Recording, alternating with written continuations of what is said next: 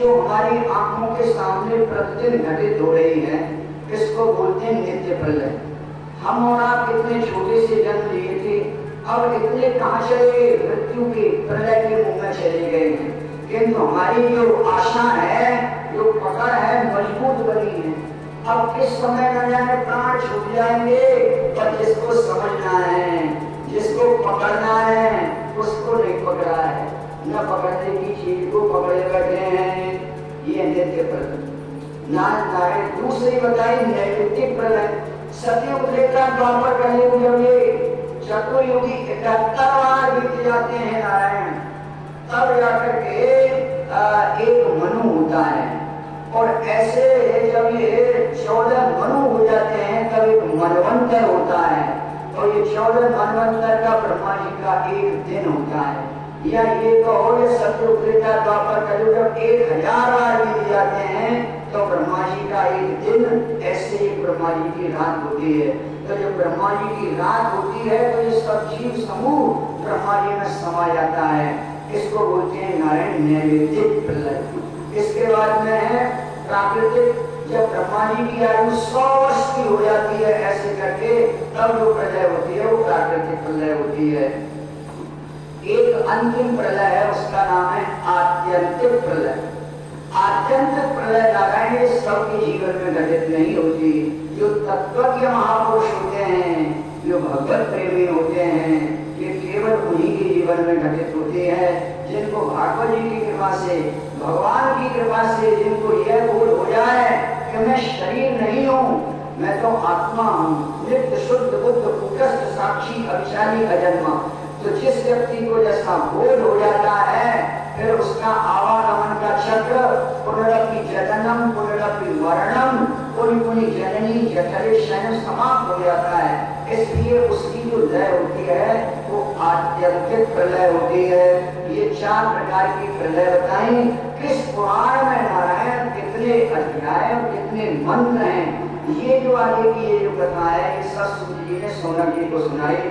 और नारायण अंतिम श्लोक है, उसको कहें उससे पहले हमारी गुरु परंपरा में एक बार पुनः आवृत्ति करने का नियम है। अब आप लोग सावधान मन से शुरू से प्रारंभ में से आपको एक बार पूरी भागवत जी की दृष्टि में भागवत आप लोग श्रवण कर ले। सबसे पहले नारायण भागवत जी के प्रारंभ में 6 अध्याय हैं, ये पद्म पुराण के हैं, इनको महत्व बताया गया है। पहले मंत्र में भगवान का स्वरूप सच्चिदानंद में बताया, भगवान का स्वरूप, और स्वरूप बताने के बाद में भगवान का संविधान क्या है, तो भगवान का संविधान बताया तापत्रय विनाशाय। और भगवान का स्वभाव क्या है, तो नारायण सच्चिदानंद विश्वोत्पत्त्यादि हेतवे। तो ये भगवान का स्वरूप, भगवान का संविधान और भगवान का सामर्थ्य, ये 3 प्रकार मंगलाचरण में बताए। 2 कथाएं बड़ी प्यारी हैं। पहली कथा में बताया भक्ति ज्ञान वैराग्य है हमारे जीवन में, पर कोई नारद जी जैसे संत यदि आ जाए तो नारायण जगा जाते हैं, अन्यथा जीवन सो ही रहा है, सोते सोते जीवन चला जाता है। जीवन में यदि कोई संत महापुरुष आ जाए, जगा हुआ यदि कोई महात्मा जीवन में आ जाए तो जगा लेगा, और सोए हुए के संपर्क में रहोगे, स्वयं सो रहे और जीवन सोते सोते चला जाता है। ये पहली कथा। दूसरी कथा जीवात्मा का उद्धार कैसे हो। ये जीवात्मा नारायण आत्मदेव है, बहुत पढ़े लिखे हैं, पर कोई न कोई अभाव प्रत्येक व्यक्ति के जीवन में होता है। इसलिए अपने आत्म कल्याण की भावना जिस क्षण जीवन में जागृत हो जाती है, परमात्मा संत वेश में, गुरु वेश में, ब्राह्मण वेश में आ जाते हैं। अपने आत्म कल्याण के ऊपर दृष्टि होना परमावश्यक है। ये बात नारायण दूसरी कथा से बताई। अंतिम अध्याय में जीवन में नारायण ये भावना भगवान की कृपा से आ जाए कि हम भी अपने जीवन में परीक्षित बनकर के कथा सुने, तो श्रोता कैसा हो, प्रवक्ता कैसा हो, कितना धन व्यय करना चाहिए और उसकी विधि क्या है।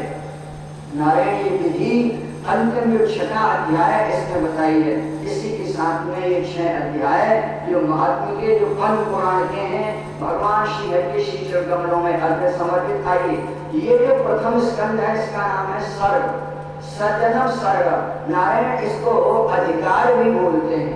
इसमें 19 अध्याय हैं। तो 19 संख्या का मतलब है इसमें पंच ज्ञानेन्द्रिय, पंच कर्मेंद्रिय और पंच नारायण, पंच प्राण, मन बुद्धि चित्त अहंकार, इनकी संख्या मिलकर के होती है 19।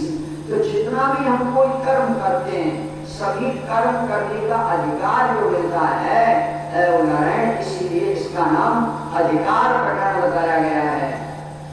ये पहला। तो प्रारंभ ये कहां से होता है? 6 प्रश्न हुए हैं प्रारंभ में। किम श्रेय, श्रेय क्या है? कल्याणप्रद मार्ग। किम श्रेय, शास्त्रों का सार क्या है? किम श्रेय शास्त्र सारा कहा, स्वावतार प्रयोजन, भगवान के अवतार का प्रयोजन क्या है? भगवान के अवतार कितने हैं? उन अवतारों को धारण करके भगवान ने कौन कौन सी लीलाएं की हैं? और भगवान के जाने के बाद में धर्म किसकी शरण में गया? नारायण मैं आप लोगों को बता दूं इस सब का सार सैपुंसाम परो धर्मो यदो भक्ति रधोक शले, प्राणी मात्र का परम धर्म जो मैं आपको बता दूं। ये 2 चीज अलग अलग होती है। एक होता है धर्म, एक होता है परम धर्म। धर्म तो वह है जो आपके कर्तव्य कर्म है, पिता का, पत्नी का, पुत्र का, मकान का, दुकान का, सेवक का, स्वामी का, ये है धर्म। और परम धर्म केवल वही है नारायण, परमात्मा को प्राप्त कर लेना। इसीलिए भगवान कहते हैं सर्वधर्मान परित्यज्य, मन लौकिक धर्मों को त्याग करके माम एकम शरणम व्रजा। इसीलिए यहाँ भी बताया कि सबै धर्म परम पुरुषो, सबै परम धर्म वही है कि जो व्यक्ति ये प्रकारेण गुरु चरणों में चला जाए, भगवत चरणों में चला जाए, भागवत जी की चरणों शरण में आ जाए। इसके बाद में नारायण देवर्षि नारद जी की मुलाकात नारायण समागम वेद व्यास जी से होता है। वेद व्यास जी को अपनी कथा सुनाई, अपनी कथा सुना करके उनकी समाधि लगी और समाधि में महाभारत का दृश्य श्रीमद् भागवत जी प्रकट हो गई। 5 पुत्रों का हत्या सामने दंड विधान अपने पास में है, पर देखो मां द्रौपदी कह रही है मुच्यता मुच्यता हमेशा ब्राह्मणों नितरामुरु। ये है भारत की आर्य ललना। इन माताओं के हृदय से अपना हृदय मिला में। दूसरी माता देखिए महाराज उत्तरा, पाए पाए महायोगिन, जो महाभारत का युद्ध जिन्होंने समाप्त कर दिया उनकी शरण में ले गई। द्वारिकाधीश की शरण में गई। कहा द्वारिकाधीश में क्यों मरना चाहती हो, बचना चाहती हो? बोले ना ना, शरीर तो छूटेगा ही, पर हमारी कुक्षी में, हमारे घर में आपका भक्त है, इसकी रक्षा हो जाए। माताओं का यही परम धर्म है।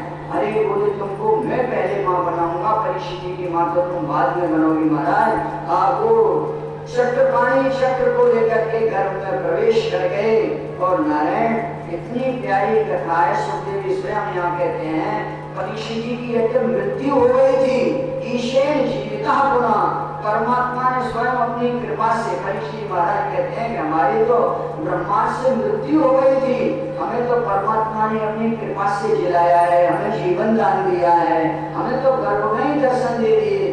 भगवान की ऐसी करुणा वर्णनालय है महाराज। इसी में आगे चल करके एक कथा है, इनके पितामह वृद्ध पितामह सरसैया पर सो रहे हैं और साक्षात नारायण के सामने हैं। सदैव देवो भगवान प्रतीक्षताम। अरे महाराज देवाधिदेव नारायण प्रतीक्षताम, आप हमारे सामने मुस्कुराती हुई आंखों में आंख डाल करके ऐसे खड़े रहिए। और कब तक? कले वरम यावदिदम हिनोम्यम, जब तक मैं अपनी जीवात्मा को परमात्मा आप में समर्पित न कर दूं तब तक आप ऐसे ही मुस्कुराते रहिए। नारायण ये भक्ति की सामर्थ्य है जो भगवान को भी आदेश देते हैं। 2 प्रकार का ये मतलब होता है। आगे चल करके गए महाराज, परीक्षित जी का जन्म हुआ है और परीक्षित जी इनके ऊपर महाराज अपना मुकुट रख करके पांडवों का स्वर्गारोहण हो गया। भगवान भी नारायण अर्जुन का और नारायण युधिष्ठिर जी का संवाद हुआ है। इसी में महाराज विदुर जी आए हैं। विदुर जी के कहने से आपको क्या बताएं, जो भगवत गीता भगवान कृष्ण ने सुनाई थी, वो महाराज धृतराष्ट्र जी ने भी सुनी संजय के माध्यम से, पर वो भगवत गीता युधिष्ठिर जी की आंखें नहीं खोल पाई। महात्मा विदुर ने जो कथा सुनाई, महात्मा विदुर की कथा से सुन करके इनको घर द्वार छोड़ करके हरिद्वार सब सरोवर में चले गए। जीवात्मा अपने परमात्मा में लीन कर दी। पांडवों का भी स्वर्गारोहण हो गया। महाराज परीक्षित गए हैं, धरती का पृथ्वी का संवाद है, कली को अपनी शरण में लिया है और वीरवान व्यक्ति को क्या सुनना चाहिए, क्या जपना चाहिए, क्या करना चाहिए। इसी के साथ में 19 अध्याय में ये प्रथम अधिकार नामक प्रकरण भगवान श्री हरि के श्री चरण कमलों में अर्पित